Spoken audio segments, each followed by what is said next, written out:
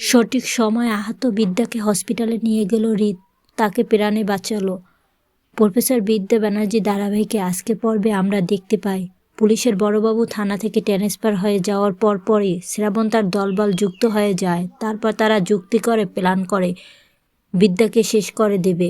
অন্যদিকে রীতের কাকা সব কিছু বুঝতে পারে, প্ল্যান সব কিছু শুনে ফেলে প্রফেসর বিদ্যাকে সাবধান করে। তারপর বিদ্যা ঘরে বসে লুকিয়ে থাকে না, বরং সবার সামনে লড়াই করার জন্য নিজেকে প্রস্তুত করে। শুরু হয়ে যায় কলেজের দোল অনুষ্ঠান, আর শ্রাবণের মুখে রং মেখে বিদ্যা পেছন থেকে বিদ্যাকে ছুরি মারে। বিদ্যার অবস্থা অনেক খারাপ হয়ে যায়, মাটিতে লুটে পড়ে। হৃদ বিদ্যা বিদ্যা বলে চিৎকার করতে থাকে।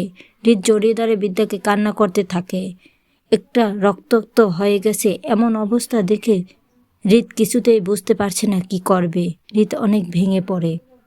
তারপর হৃদ হসপিটালে নিয়ে যায়